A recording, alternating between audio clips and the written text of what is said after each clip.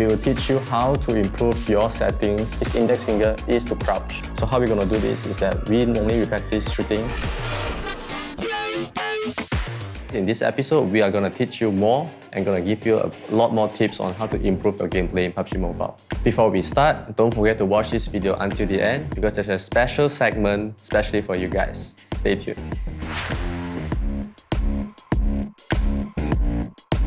So in this episode, we're going to talk more about how a different weapon affects your gameplay, a close combat fight or a long combat fight, long distance fight, and then we're using a different range of guns, and of course the different rotation of the maps, we're using different guns, and then also how we are going to use vehicles to, do our rotation.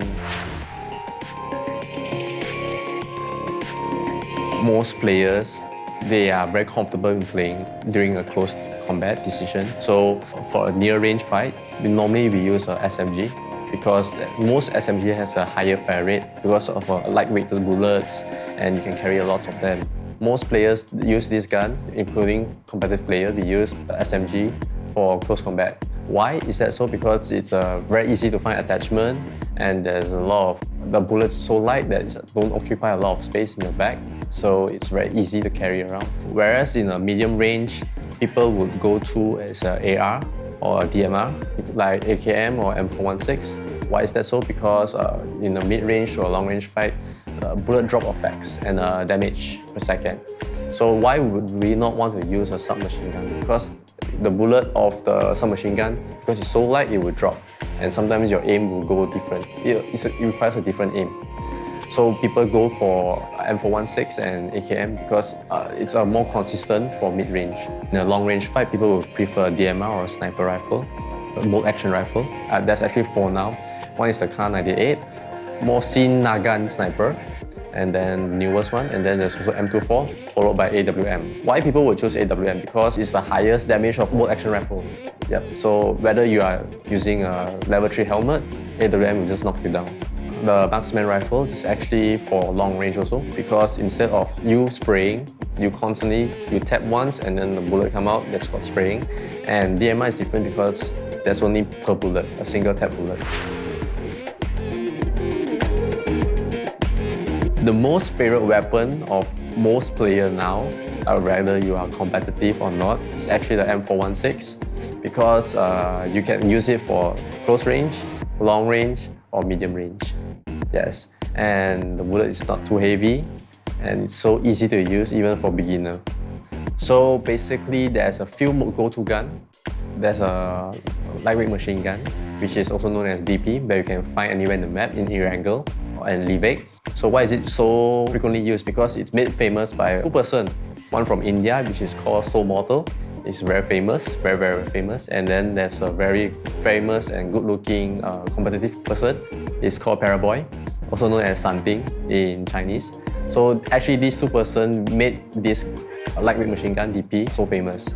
So why is it so good? Because it's a very heavy ammo and damage is high. The recoil is very consistent. However, the bad side of this lightweight machine gun for DP is that you have to wait a longer period of time to actually reload. So basically, different maps consist of different drop rate of gun. Like you cannot find DP28 near any other maps except for Livik and Erangel.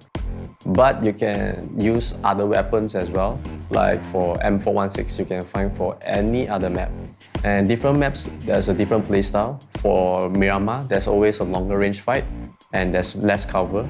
So people will the go-to weapon would be an AR and a DMR or a single bolt rifle. For Sanhok, it's always close range fight and Livik as well. So people will go to SMG or they would use AR.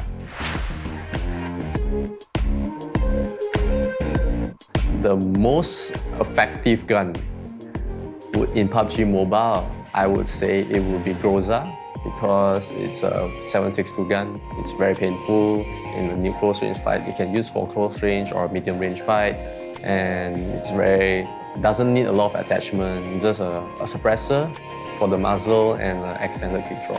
However, for you to find Groza, it's not anywhere in the map. You can only obtain Groza from the airdrop. But for me, my favorite is still the M416 because I can use it for any range. I can use it for close range, long range, or mid range. Okay guys, so right now we are going to go into details about weapon attachment. So basically different guns has different attachments, and how we're going to use it is depends on your comfort zone. The usual one, the easy one, which is actually for magazine. There's a quick draw, there's an extended quick draw, and also there's an extended magazine. And then there's a different function of it. Some players prefer a faster reload over an extended, but some players prefer a more bullet reload, even though it's a slower reload rate compared to quick draw. The optimal magazine would be extended quick draw, where you actually reload a 40 bullet for AR, 35, or it depends on what gun you are using. So of course the go-to will be extended quick draw magazine, but it's very hard to find. The second thing we go to is the muzzle. Muzzle, there's also a suppressor, where suppressor is important because people in a certain range can't hear your shots, and also it doesn't expose your real location, and you'll be safe a longer survival time. But for consistent recoil, people will use compensator because it's easier to control their recoil, their spray pattern, and flash hider. People would use flash hider because you won't get exposed your location as well. Even though people can hear that sound, but you don't see the flash from your shots. Third thing that we're going to go to is actually the attachment for grips. So grips affect differently. Some people like to open their scopes fast, so the go-to grip would be the thumb grip. It doesn't help much with the recoil. But for people of a pro athlete, it doesn't matter what grip they have, they can use it because in a pro player mentality, grip doesn't affect. What affects you is your ability to control that weapon. So if you are going to that level, please bear in mind that whatever grip it is, always be able to control your gun.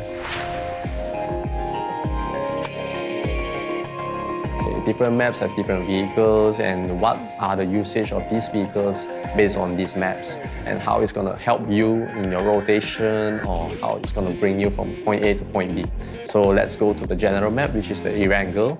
And people use vehicle to rotate mainly because it's an open field.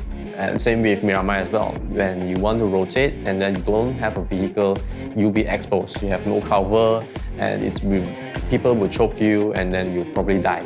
You'll lose points. In a competitive scene, you'll lose points and whatnot. So vehicle is kind of important. Even though in a very tense situation where you got sandwiched by two different teams, you got shot by point A and point B, and you need to get to point C, a vehicle can get you there fast, and it also can be a cover for you. In Miramar, people will go for a Jeep, and then because Jeep is I would say it's the most comfortable ride in Miramar because of the up and down bumps, and therefore it's very hard to control, it's very hard to drive around. And then other vehicles like the Mirado, it's fast, but it's also very inconsistent, it's very unreliable. You skid around and then it's very easy to explode. And for Sunhawk, people don't really rotate with vehicle. Depends on how is your gameplay. If you were to rotate from point A to point B in a fast manner, like we call it an early rotation, or we call it a pacak tengah. Yeah, what we call is pacak tengah. So that gameplay requires you to get from point A to point B very fast. So therefore, a vehicle would be convenient for you. For buggy, you'll be in a very exposed position. People can knock you off your buggy. So these are some risks, and you have no control of your movement because your movement is controlled by that vehicle, by that player driving. Apart from vehicle, we also have to take in mind of our vest and our utilities, how our utilities affect us and how vest and helmet affect us. So therefore, if you have a level 1 vest, the damage we receive would be higher. And the best of all is also the level 3 vest and level 3 helmet. So therefore, a vest and a helmet is very, very important. If a level 3 helmet, I won't get knocked by any headshot from a single bolt rifle. However, I will still get knocked by an AWM. So how we gonna use this is a different situation. It's a very situational based style. You know, some people use it to find cover, use the smoke screen as a cover. Some people use smoke to cross over, so people won't, you know, be very hard to see them. Or some people use to blind their enemies. A first aid kit will actually help you to recover 70% of your HP, whereas a med kit will recover you 100%. However, it will be a very heavy storage for med kit. So most pro players doesn't really take med kit. They only stock themselves with first aid kit. And then, of course, when you have 70% of HP, you get knocked easily as well. No less bullet, and a faster time to get knocked. So therefore, we also use boosting. So why boosting is important? Because sometimes in a tense situation, in a gunfight, and I have a full boost, I get shot by one bullet. So my HP is deducted to a certain percentage, but I have my boosting to recover. I don't need to spend another 2 seconds or another 5 seconds to heal up myself. I can still continue to crossfire and to cover my teammates. To wrap up this episode, I would have to say that it's important for you to bear in mind that resources is very important, and to find the comfort zone of you using these resources and your weapons as well. Because in different maps, it requires different weapons, and then you might not be able to use DMR, but certain situation for instance in Miramar, it will be beneficial to you. So macam biasa, jom kita start segmen bonus kita. Let's go. Guys, inilah dia segmen istimewa yang kami janjikan di awal video ini.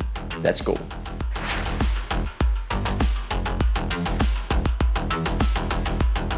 Dia agak strict and discipline, seorang yang dedicated, dan itu yang saya amat sanjungi kepada dia. Bagi saya, dia seorang analis yang disiplin. Dia selalu on time. Bila saya cari dia, memang dia akan ada seminit, 2 minit lepas tu. Dia tak lama pun. Kalau saya ada dia ni untuk jangka masa yang lama, saya memang cukup bertuah sebab dia banyak membantu sebenarnya.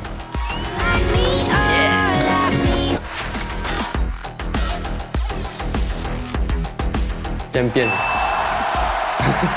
Juara. Hoodie champion. Juara, champion. Ya. So itu saja untuk episod kali ini. Harap korang semua boleh cuba dapatkan lebih chicken dinner lepas ni.